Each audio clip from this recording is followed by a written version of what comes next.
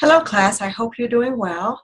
I hope you had a great Thanksgiving break and got a little bit of rest and have begun to jump in this week as we started up. I am presenting this writing workshop so that I can be of assistance to you in writing your literature review. I've heard from most of you about your topics. Please know that if you have any questions or if you need any information or if you're having trouble with the research, please let me know. I am here for you. I'm here to help you. And those of you who have not submitted your topic, please do so right away. So I am going to share my screen with you so that you can see the PowerPoint presentation that I've prepared.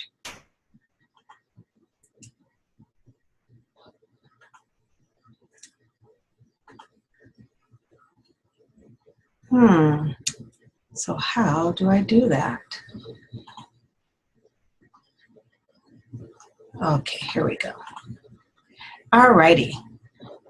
So this presentation was prepared by the Purdue OWL staff, and I've just made some adaptations to it. So first, what is APA style? So many times you hear people say, make sure you're following APA style. You see the blue publication down there. We are following the 6th edition of the American Psychological Association's APA style book. Everything you need is in the book, but it's not always that easy to follow. So just know that APA regulates the stylistics, in-text citations, and references for all professional papers, mostly in the social sciences. So here are just some basic rules I want you to know and make sure you follow. When you use personal pronouns, make sure you're using we rather than the authors. You want to make sure that you're writing in the active voice rather than the passive voice. And usually when you use your spell check and grammar check, it will pick it up and tell you that you're using a passive voice, and it'll recommend some revisions. The language in the APA paper should be very clear, very concise, and to the point. This type of paper is not your flowery, creative writing piece, but it is factual. Those of you who are old enough to remember Dragnet, the guy would say, just the facts, ma'am. That's your APA paper, just the facts, ma'am. Let's see, here we are. Clear, specific, and descriptions and explanations. You want to be concise and you want to use plain, simple language, descriptive adjectives, and minimize all the figurative language, all of the allegory. You don't want to fill up the paper with gobbledygook to impress. I remember my freshman year in college, the instructor had us to decipher a sentence, and it was something like never, well, I can't even remember what it was, but it was called gobbledygook. It was about never scrutinize the masticating apparatus of a dinated equine or something like that. And it just meant never look a gift horse in the mouth. So that's all you have to say in your writing for this literature review and in all of your APA style writing. So in the literature review, it's going to summarize scientific literature on a particular research topic. Now, what does that mean, scientific literature? You want to go to Google Scholar to do most of your research. You want to make sure that your research is credible, that it comes from a journal. So you don't want to just Google your topic because you're not going to get scientific literature.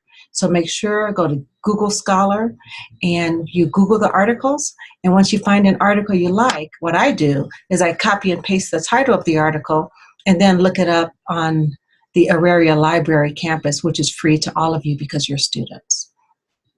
You're going to have a title page. You're going to have an introduction and a list of references. What's not here is an abstract. I'm not going to require you to do an abstract, but you can if you like. Your report, you're going to describe your research. That title page, here it is here. Your abstract, your introduction. You're going to talk about the methods, results, and discussion sections if you were writing this type of report, but you're really not going to have to do methods, results, and discussion. That is not part of your literature review. But you will have a list of references. So here, you're going to have your title page, abstract, introduction, and your literature review, your body, and your list of references. So if your paper doesn't fit into that category, you follow the general format. Consult with me, and I just told you what to do. So your literature review must be typed. It must be double spaced. It must have 1-inch margins all the way around. And you must use a 12-point standard font. So that means you're not going to use Comic Sans or anything really cute and fancy. Times New Roman, Arial, those are the best. And it must be printed on standard size paper. Every page of your essay should include a page header with a title that's all caps. You see that right here? Perfectly formatted, and it should be numbered in the upper right-hand corner. Your paper should include major sections. Your title page, let's go ahead and do the abstract, the main body, and your references. So, page header, you can go to Insert Page Header and follow these directions, and your title and the upper half of the page centered. All right? Again, here are the instructions for you to follow. Page header, do not include running head. That is not necessary. Your abstract is centered from the top of the page.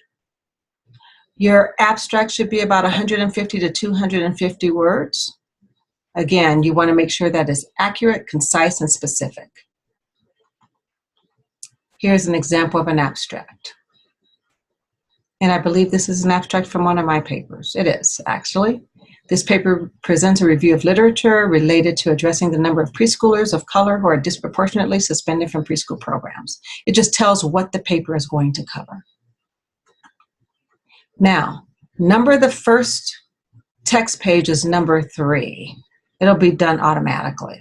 And what that means, the first text page, because number 1 is your title page, number 2 is your abstract, so number 3 is your first text. Type the center of the title at the top of the paper, use insert header. Type the text double-spaced. Again, I have a screenshot on how you can do that. You want to make sure you identify the sources you used in the paper and parentheticals in text citations, and we'll talk about that. So, in terms of spacing, and this was taken from Connie, I can't think of her last name. She's an instructor at UCD, Connie Fulmer. It's very, very helpful. It was very, very helpful to me and to other classes that I've taught. And spacing, so many times when you have your double spacing, you have those really big spaces between paragraphs. And down here at spacing, it tells you how to get rid of that. So spacing, you want 0 before, 0 after. And this tells you exactly how to go and do that. And double space here. If you have a 12 or a 6 here, you're going to get really kind of funny spacing that you don't want. Now, a lot of times when you look at the citation page, you wonder how they get that indentation on the citation page, and it's done by having a hanging paragraph. Okay? So use the spacing feature, and it tells you exactly how. The feature is found on your toolbar. Go to Format and then Paragraph, and you'll see it. One of the things that was very helpful to me is reverse outlining. And this is how you really analyze each paragraph to make sure you're saying exactly what it is you want to say. In the left-hand margin of your paper, you read it and you note the topic of each paragraph. And what you do, you go through your paper, and on the side there, in very few words, you should be able to say what that paragraph is about. It prompts you to make notes as you read so you can use writing later. Oh, I'm sorry. I just jumped ahead of myself here. This is just about taking notes and what Connie Fulmer says, finding the golden nuggets. You take notes as you write. So when you find a journal you want to use, you read it, but as you're reading, you write all of those notes in the left-hand corner. It's really, really helpful. Highlighting is good, but what I find when I write notes in my own words, they actually become part of the structure of my paper. So when you read something and it's amazing, write it out in your own words, because again, you can go back and insert those thoughts and those ideas into your paper.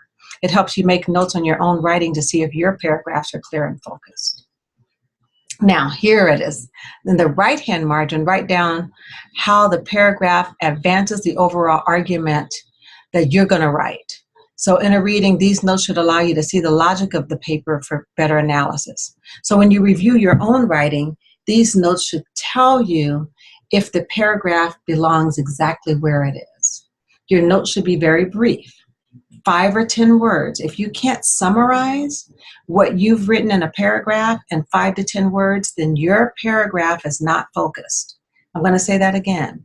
You read a paragraph, and that paragraph you should be able to sum up in 5 to 10 words. That's it. If it's more than that, then your paragraph is not focused and it's not specific enough, and you may want to break that down into more paragraphs. So also when you're writing, you want to make sure you're having very clear sentences. Your word choice is important, and you do not want long sentences. Your sentences, especially when you're writing APA, and if you ever want to publish, should be no more than 2 lines. That's easier said than done. But when you stick to 2 lines, then you find that you're very clear and you're very direct and you're very concise. And you want to make sure you're not repeating words. My research topic is always around preschool suspension, disproportionality, disparities, and trying to find words other than saying suspension, disparities, disproportionalities all the time was very, very difficult. But you want to make sure that you're using a variety of words, and you should never use the same words in one sentence if you can help it. And your transitions. So as you move from one paragraph to another, you should have transition sentences. So if I'm writing about preschool suspensions, and I'm saying that preschool suspensions lead to the opportunity gap, that gaps in how students perform is directly related to suspensions, okay? So I might say that in order to address gaps in achievement, we must reduce preschool suspensions. That's my closing sentence of a paragraph. That's my transition. So my next sentence in the next paragraph should somehow mention that. So my first sentence of the next paragraph might say, preschool suspensions have a dire effect on how children perform in school. You see how you kind of tie it in? They're transitory, but connected. Your last sentence in a paragraph should connect to your first sentence in your next paragraph. So, and you want to be concise. So again, here's an example from a paper I wrote. The disproportionate number of Blacks in juvenile justice mirrors that of African American suspension rates. Simple, clear, to the point. The number of children suspended from school and subsequently involved in the juvenile justice system is referred to as the school-to-prison pipeline. Again, 2 sentences. Those sentences do not include your references. It is believed that the number of prisons being built to accommodate criminals in the future is based on the number of 4-year-old African-American boys living in America today. Very clear, very concise, nothing flowery. Let your data speak for itself. So, your next step after you've written your paper, very clearly, very concisely with your in-text citations, you want to proofread it. Leave enough time to proofread a couple of times. I have to tell you, I am a stickler for careless mistakes in your writing because there's no reason for it. You want to read through it very slowly.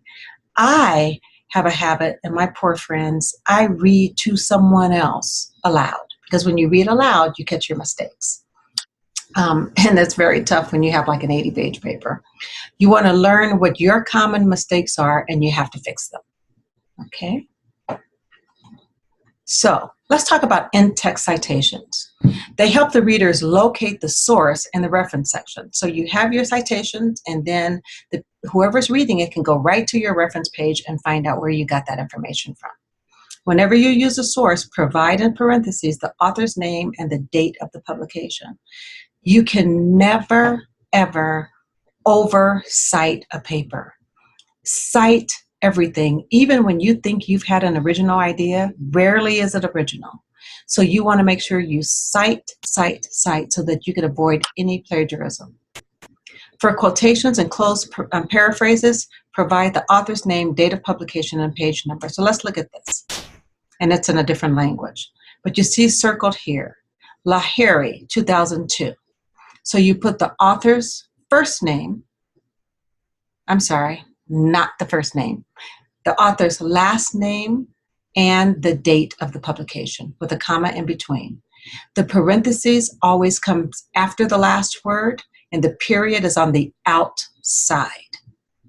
However, if you're using a direct quote, then you put the author's name, the year, and the page number where you got that quote from. Okay? So let's look at this. In a lit review, almost every single sentence is cited because what you're doing is you are looking at the literature. If you've reviewed a number of articles with similar findings, cite each author and the article. Notice the in-text citations as the previous slide illustrated. So let's go through this. And again, from one of my papers. Research on racial disparities in discipline began in the 1970s and showed that Black children were twice as likely to be suspended from school than their white counterparts.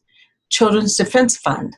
This was an organization's paper, 1975. Subsequent reports reveal that African American students are suspended 3 times more than white students. A number of authors found this, so I put them in alphabetical order, starting with the first author. So the first article was written by Bradshaw, Mitchell, and O'Brien, 2010. And because I have multiple authors, I'm going to separate them by a semicolon.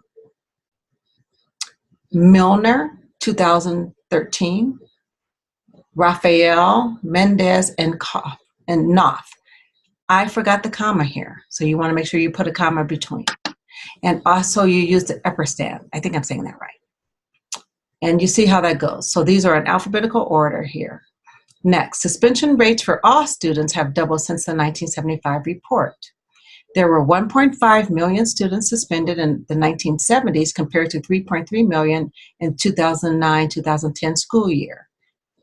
Luzin and Skiba, 2010, parentheses, period. You double space after every period. I know some of you in your undergrad or other programs, you were in the 5th edition of APA and you single spaced. Not anymore. You go back to the double spacing. In studies spanning over four decades, it was shown that African American children were up to 3 times more likely to be suspended than white students. Again, several authors. And it goes on and on and on. So now let's get to the references. Here's your reference page.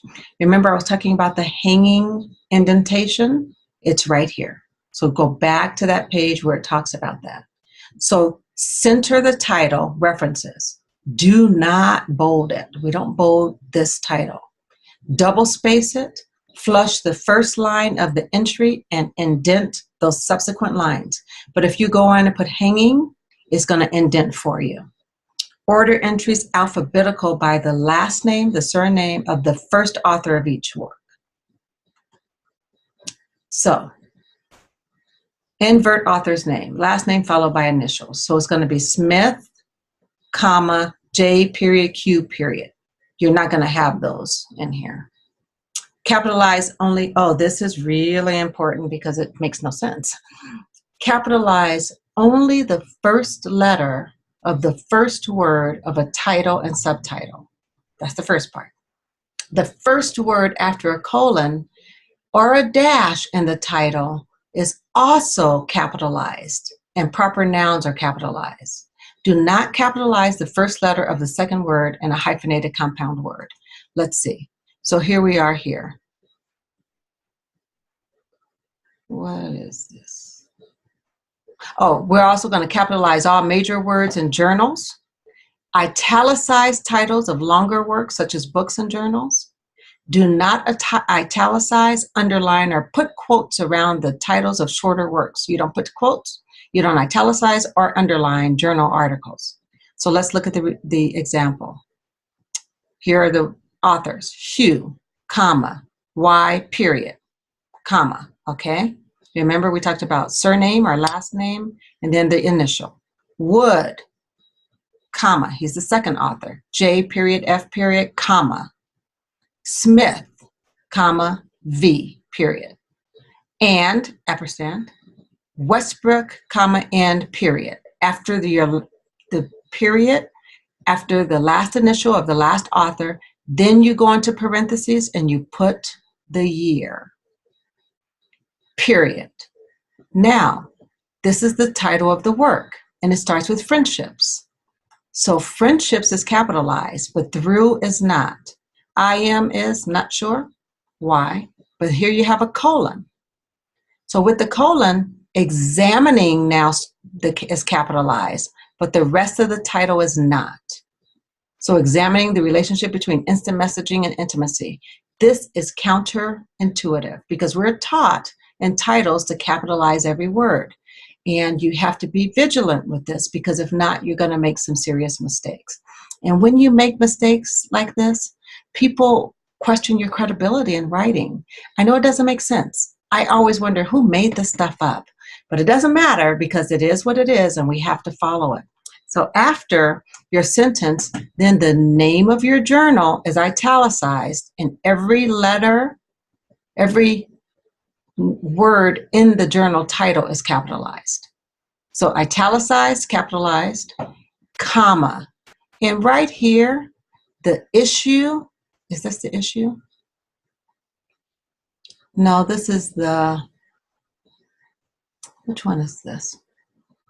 I think this is the issue and the volume, yes. Well, the first one is italicized, and then the issue number, I think that's what the issue number is in parentheses, but it is not italicized, comma, and then page numbers. Notice you do not put P for page or any of that. I know this may sound ridiculous, but this is APA style and formatting that you must follow. So here's a reference sheet. Capitalize only the first letter of the first word right here. Also capitalize the first letter of the first word after a colon or question mark. Italics are used for journal and the volume number. There it is, volume. And italics are used for volume number, but not the issue. All righty? So let's take a look at this. The Advancement Project is the author. 2010, period. Test, capitalize. Punish and push out. Colon, now. The H is capitalized because it's a colon. Zero tolerance and high stakes testing funnel youth into school to prison pipeline. And what you have to do when you get an article like this, retrieved from, and then you put the web address. Why do we do this? So that anyone who wants to go and read this article can easily find it. Again, it's credibility. That's APA formatting. Alcon, A, Ramler, M, and McLennan, K. Don't forget period, comma, period, comma. Evaluation of mental health consultation and child care centers. This is a journal, Early Childhood Education Journal. Volume 31, pages 91 through 99. Okay, so I'm not going to read all of this to you because you can take a look at it yourselves. But this is an example of a reference page. When you quote, introduce a quotation in a single phrase. Include the author's name, the year of the publication, and the page number. We talked about that. Keep the citation brief. Do not repeat the information. So Carruth is noted here. He stated this, and here's the quotations, and he did it on page 11. You can also do it this way. A traumatic response frequently details blah, blah, blah, and put Carruth, comma, the year, and page 11. All right? Either of those work. Provide the author's last name and year of publication in parentheses. We talked about that. Include the author's name in a single phrase, followed by the year of publication. So recently, the history of warfare has been significantly revised by Higanet et al. What is et al? Et al means and others. I don't know if that's literal, but that's what it means. And you use et al whenever there are 7 or more authors.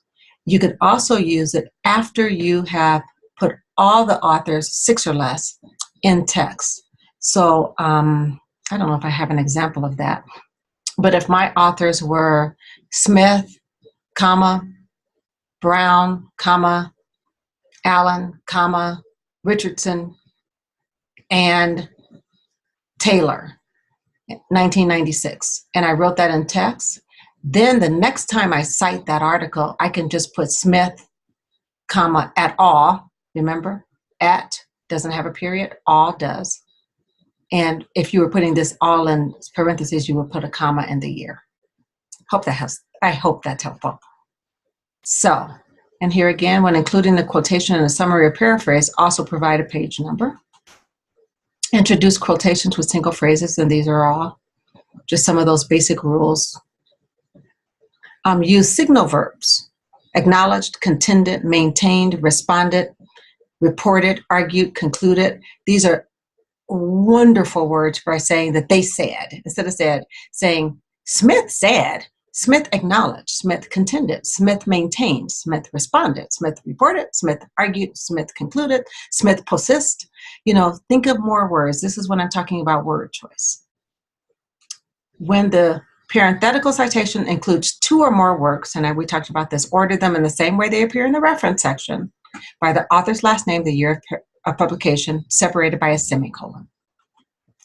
When citing a work with 2 or more authors in a single phrase, use and, if that's in the phrase, but you use this sign. I keep calling it an epistance, but I'm not sure I'm pronouncing that correctly here. When citing a work with 3 to 5 authors, identify all the authors in a single phrase right there. And subsequent citations, this is what I was talking about, use only the first author's last name, followed by et al. When citing a work with 6 or more authors, identify the first author's name, followed by et al. I may have said 7, but it's 6. When citing the work of an unknown author, use the source's full title in the single phrase. Cite the first word of the title followed by the year of the publication. There it is. According to Indiana Jones Federal blah, blah, blah. And then, or you can do Indiana here. When citing an organization, mention the organization the first time you cite the source. And if the organization is well known, then you can abbreviate it. And once you provide this abbreviation, then you're only going to use the abbreviation following that. But the first time you use it, you have to spell it out. When citing authors with the same last name, use the first initials with the last names so people know who you're citing. When citing 2 or more works by the same author and published in the same year, use the lowercase a, b, c, and d after the year of publication to order the references. So if you have 5 articles by Smith, you want to use the letter so that you know exactly which ones you're referring to. When citing interviews, letters, emails, etc., you're not going to be doing that because this is a literature review. But if you were going to do it, this is how you do that. Electronic document, whenever possible, cited in the author date style, like this. And APA use of 5 heading levels. This can be very frustrating. First, your level 1. So if I'm talking about the causes of suspensions of young children, and I say that the cause is challenging behavior, lack of teacher training and support, implicit bias. So my first heading would be challenging behavior. So that's going to be centered and bold. And then, as I'm writing my paragraphs, I am going to talk about the types of challenging behavior. So one is obstinance. So I'm going to center, boldface, give my introduction to that paragraph. As I start to write my body, then I'm going to end my first I'm going to end that paragraph. The last line is going to be, and there are 3 reasons for suspensions. challenging behaviors, lack of teacher training and support, and implicit bias. So then I'm going to have another heading here. And that one is going to be aligned to the left, and it's going to be bold with upper and lowercase headings. And it's going to say, what was my first one? Challenging behaviors. And then you're really just going to do 2 level headings. I don't think you'll get into 3, 4, and 5. If you need help with that, just let me know. But here's an example. Methods, this is the site of the study, participant population, teachers, students. So my example would be suspensions, and this would be challenging behaviors. Why children are suspended. This would be challenging behaviors. This would be abstinence and hitting, if that makes sense. So you're not going to be doing tables, so you don't need that. You're not going to insert figures, I don't believe, unless you want to. But if you want to do that, you label it with an Arabic number, which is numeral, and a title. So figure 1. The label and the title appear in the same line below the figure, flush left. All right? And these are additional resources. Please, please let me know if you need help. I am here for you. I want to support you in this.